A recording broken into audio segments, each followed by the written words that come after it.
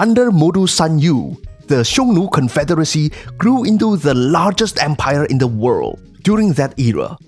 It defeated the newly formed Han Empire to its south and took their proverbial lunch money for decades.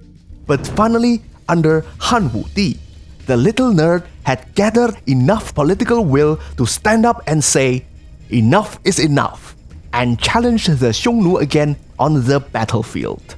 So in this episode of the Han-Xiongnu War series, we are going to dive right into the front line and look at how the battles were fought between these two empires. Here is a quick recap. The Han Empire had been paying heavy tribute and marrying off their princesses to the Xiongnu in a treaty called Hershey. The plan was to civilize the Xiongnu and stop them from raiding once they have developed a taste for agrarian products. But the plan didn't really work. While some Xiongnu tribes eventually settled and became friendly with the Han, the Xiongnu nobilities resisted the effort and kept on raiding. Quite often, the target of their raids were other Xiongnu tribes that had switched sides, possibly because they see it as a betrayal and theft of their people. Because in general, the tribal-based nomadic pastoralist culture, such as the Xiongnu, Scythians, and Mongols, see their people as the nation's primary possession. The land their people dwell on came attached to them. This concept was still relevant over 1,000 years later, during the early days of the Mongol Empire. The nation was called Ulus, or Order, which means tribe.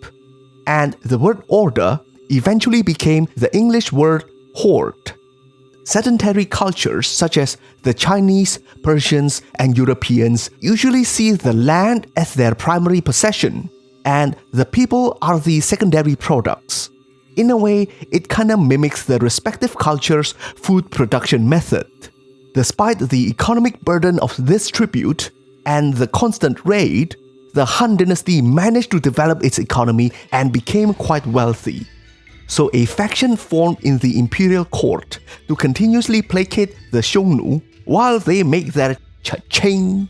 So when Han Wudi became the emperor and wanted to reform the government, he met strong opposition, and even his own grandmother conspired against him. So he had to secretly build up his own power base and gather loyal supporters. Eventually, he would discover his greatest general among them, Wei Qing, who did most of the work defeating the Xiongnu. After the death of his grandmother, he could finally enact his reforms and challenge the Xiongnu.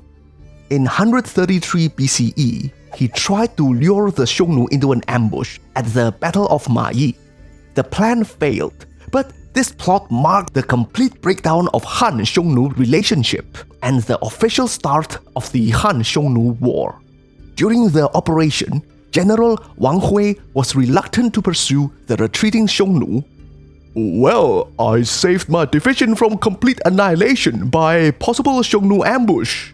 That should count for something, right?" Well, Han Wudi didn't think so. But was he right to not give chase though? The failure of this operation actually exposed a massive weakness in the outdated military paradigm of the Han Empire. They could easily amass 300,000 soldiers against the Xiongnu's 100,000. But the problem is that the Han army was mostly composed of chariots and infantry, and the Xiongnu could easily run circles around them with their cavalry, or they could just draw them deep into the steppes and then hit their overdrawn supply train to cripple them and finish them off when they are exhausted. This is the typical Xiongnu modus operandi, and it had always worked thus far. Military traditionalists like Cao Cuo claimed that the Han crossbow was more powerful than the Xiongnu's composite bows. The Han military also had better quality iron weaponry and armor. If the Xiongnu had dismounted, then they are no match for the Han army. Well, yeah, that might be true. But why in the world would the Xiongnu be stupid enough to dismount and put themselves at a disadvantage? So at best, the old guards of the Han military would mount a formidable defense against the Xiongnu's raids. But usually, the Xiongnu would just attack suddenly at an unguarded spot and leave before the main Han force could arrive. And they can't do anything about it. One of these old guards was the famous flying general Li Guang. Good old General Li Guang was an accomplished warrior. He received his nickname from the Xiongnu, and his presence was sometimes enough to make them abandon the city they are besieging. Not only that, he was a pretty swell old dude. He is not a man of many words, but he loved his underlings. He would share his rewards with them, eat with them, and everyone loved him. Han Wudi's grandfather even once said that if he was born earlier, in the time of Leeguang, the first emperor of Han, then he could have easily been made a marquis of 10,000 households. And this rank eventually became his lifelong goal. But by the time of Han Wudi, he is turning into somewhat of a joke. An outdated dinosaur plagued with a dark cloud of bad luck. And he wasn't a marquis yet. Han Wudi knew that he couldn't rely on the old ways anymore. So he had to turn to someone younger and more reliable. Weiching. He was the stepbrother of Han Wudi's new concubine, Wei Zifu, who would later be promoted to be his new empress. Wei Zifu was originally a singing servant, gifted to Han Wudi by his sister in 139 BCE. But she proved to be a wise and diligent partner for him, and became part of his inner circle against the ministers who conspired against him. Many of her family members eventually became Han Wudi's trusted officials. Weiching had a humble origin. He entered the royal palace as part of her entourage and served as Han Wudi's royal guard.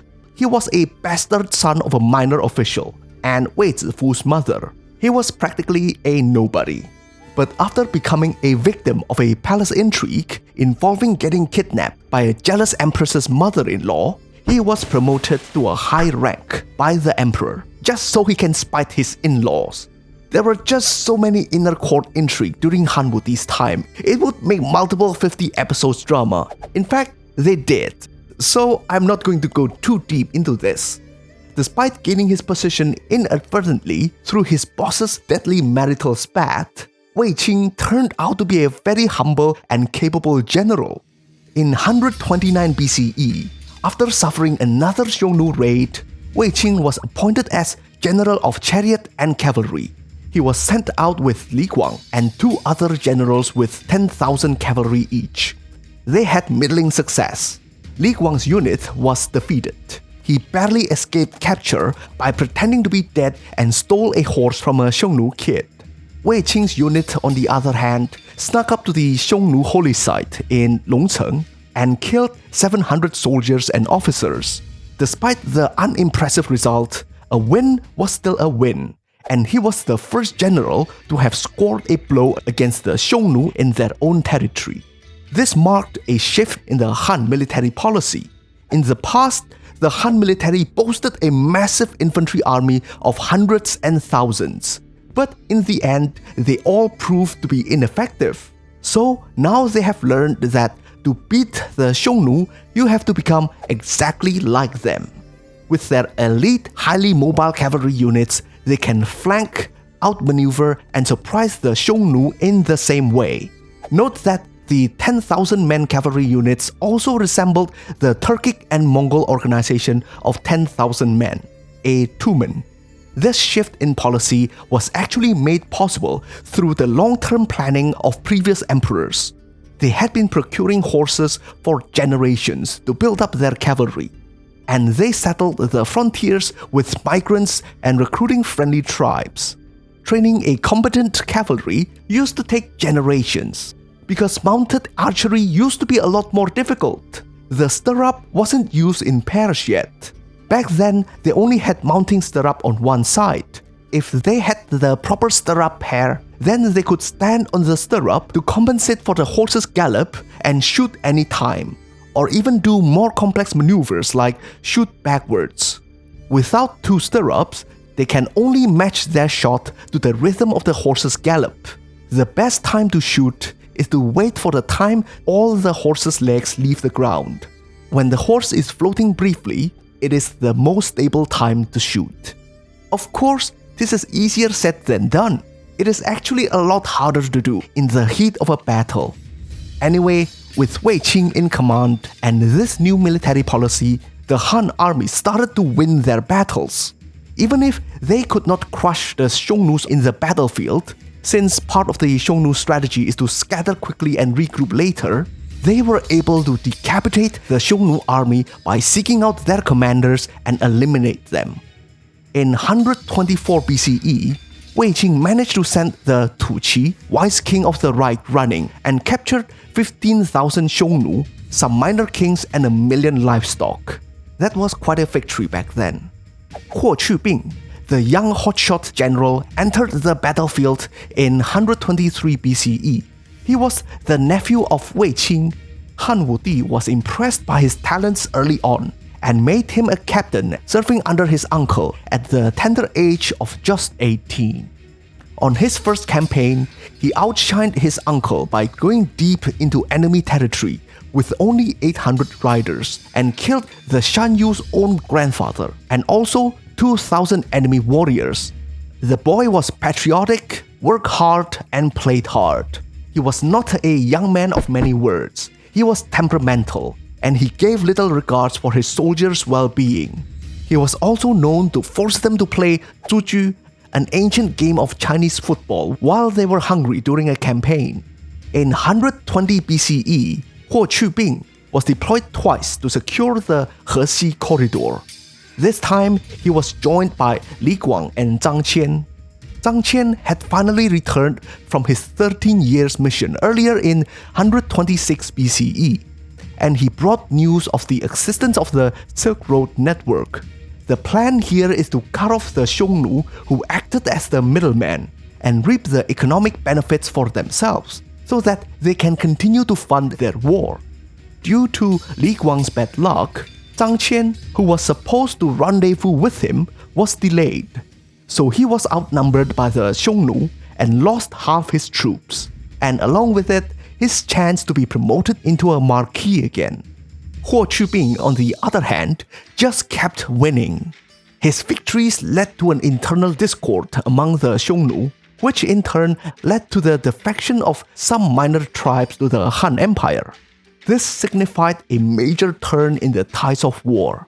This time, it was the Xiongnu who feared the Han army, and they moved their camp to the north of the Gobi Desert to use the terrain as deterrent. This move did not deter Han Wudi one bit, who at the time thought that the time had finally come to deal the Xiongnu a decisive blow. He dispatched Wei Qing and Huo Qubing, giving them a chariot and cavalry force of 50,000 each. Having received a tip-off from a captured Xiongnu officer, they thought that the Sun Yu was in the east, so Huo Qubing was ordered to seek him out. As for Wei Qing, he just followed the original plan. But he was also given the extra responsibility to babysit Li Guang, who had come under his command. This old badger was still hungry for that marquee position. He petitioned hard to be picked as the vanguard. But knowing his atrocious bad luck, Han Wudi secretly ordered Wei Qing to not let him do it. So Wei Qing ordered Li Guang to march along a different route so that they can outflank the Xiongnu army. Thus, the stage is set for the Battle of Mopey, or Desert North. Huo Qubing marched north and met the Xiongnu's Wise King of the left in the battlefield. He defeated his enemies and captured the king and many officials. He seized their provision and used it to march all the way to Lake Baikal, deep into Xiongnu territory, and captured over 70,000 Xiongnu soldiers and officers. He lost only 10,000. His campaign was a resounding success. But the Sun Yu was nowhere to be found. Apparently, the intel they received was incorrect. The Sun Yu was actually lying in ambush by Wei Qing's side. When Wei Qing came across the Shan Yu's army, they were already in battle formation, so he reacted by circling the chariots to form a defensive barrier. Chariots had become outdated in the battlefield in this age of cavalry warfare. But Wei Qing was able to find a new use for it. But still, he was outnumbered, and Li Guang was nowhere to be seen.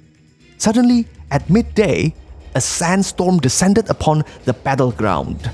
Using the poor visibility to his advantage, Wei Qing outflanked the Shunyu's army from both sides. This maneuver caused the Xiongnu to abandon his army and flee.